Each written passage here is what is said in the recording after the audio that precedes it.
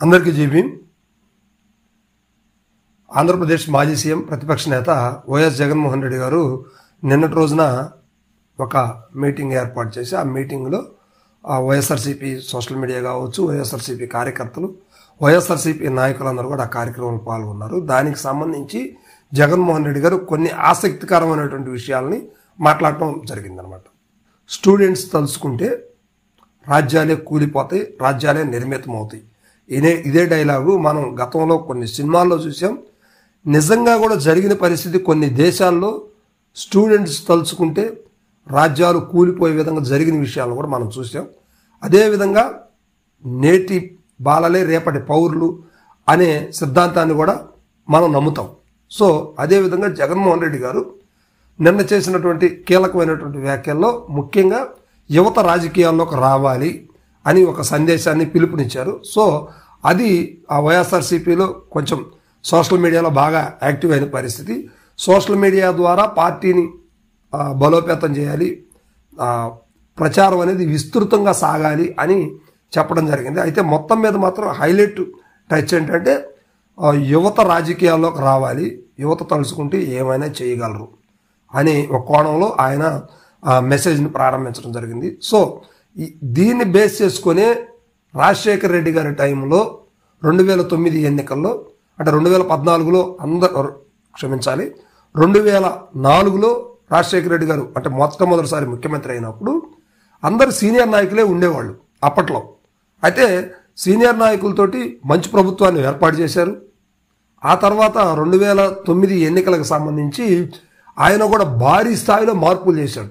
అసలు పెళ్లి కాని యువకుల్ని, పెళ్లి కాని యువతులకి కూడా ఆయన టికెట్లు, ఎంపీలు ఎమ్మెల్యేలుగా టికెట్లు ఇచ్చి గెలిపించిన పరిస్థితి నాటి పరిస్థితిలో ఉంది. అయితే 2009లో గెలవటం, వెంటనే ఆయన చనిపోయిన తర్వాత కాంగ్రెస్ పార్టీ విచ్ఛిన్నం అవటం, జగన్మోహన్ రెడ్డి గారు పార్టీ పెట్టడం, ఆ యువత అంతా కూడా ఎక్కువ పర్సంటేజ్ అంటే ఎక్కువ కొంతవరకు వైఎస్ఆర్సీపీలో చేరటం, మిగిలిన వాళ్ళు రకరకాల పార్టీలకు వెళ్ళిపోవడం జరిగింది. సో అప్పుడు ఆ యువత జగన్మోహన్ రెడ్డి గారు నాన్నగారు అంటే రాజశేఖర్ రెడ్డి గారు ఇచ్చినటువంటి టికెట్లతోటి రాజకీయ ప్రస్థానం ప్రారంభించి నేడు మంత్రులుగా, ఎమ్మెల్యేలుగా, ఎంపీలుగా, కేంద్ర మంత్రులుగా సాగుతున్నటువంటి వాళ్ళు కూడా లేకపోలేదు. అంటే ఇరు రాష్ట్రాలు, అంటే ఈ రెండు తెలుగు రాష్ట్రాలు, ఆంధ్రప్రదేశ్, తెలంగాణలో. సో మరి ఇలాంటి పరిస్థితుల్లో జగన్మోహన్ రెడ్డి గారు కూడా 2024లో ఒక కొత్త పాచికని, అంటే 2004లో వాళ్ళ నాన్నగారు ఏదైతే చేశాడో 2024లో కూడా జగన్మోహన్ రెడ్డి గారు సేమ్ అదే యాజ్ ఇట్ ఈజ్గా కొంతవరకు ఫాలో అయ్యాడని చెప్పవచ్చు. కొత్త వారికి టికెట్లు ఇవ్వటం, అదేవిధంగా ఉన్నటువంటి వారిని కూడా స్థానచలనం చేయడం అనేది జరిగింది. సో దీనివల్ల వైఎస్ఆర్సీపీ ఆలోచన అనేది బెడిసి కొట్టింది. దాంతో ఒక్కసారిగా కంగుతిన్న పరిస్థితి వైఎస్ఆర్సీపీకి ఏర్పడింది. ఇప్పుడు మరలా అదే పరిస్థితిలోకి వెళుతుందా లేదా అనేది ఇప్పుడు జగన్మోహన్ రెడ్డి గారు ఒక పెద్ద టాస్క్ అనమాట, పెద్ద సమస్య అని చెప్పుకోవచ్చు. మరి ఉన్నటువంటి ఇన్ఛార్జెస్ ఇప్పుడు హఠాత్తుగా మార్చడం వల్ల వాళ్ళ యాక్టివిటీ తగ్గుతుంది, కేడర్ యాక్సెప్ట్ చేయదు, ప్రజలు కూడా యాక్సెప్ట్ చేయకపోవచ్చు. మరలా 2024 జరిగే పరిస్థితులు రిపీట్ అయితే ఏం చేయాలి అనేది ఇప్పుడు వైఎస్ఆర్సీపీలో బలమైనటువంటి ప్రశ్నగా మిగులుతున్నటువంటి విషయం అనమాట. సో ఇప్పుడు జగన్మోహన్ రెడ్డి గారు అందుకే కొత్త వాళ్ళని, కొన్ని చోట్లయితే ఇన్ఛార్జీలు యాక్టివ్గా లేరు, అసలు లేని పరిస్థితులు కూడా ఉన్నాయి.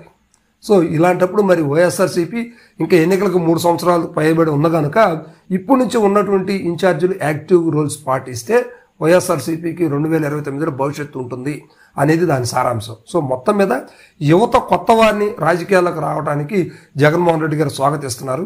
ఇదే విధంగా కూటమి కూడా లాస్ట్ టైం కొంతవరకు కొత్త వాళ్ళకి అవకాశం వచ్చింది. మంత్రి పదవుల్లో కూడా సీనియర్స్ని పక్కన పెట్టి కూటమి ప్రభుత్వం చేసినటువంటి ఒక మంచి పని అని చెప్పవచ్చు.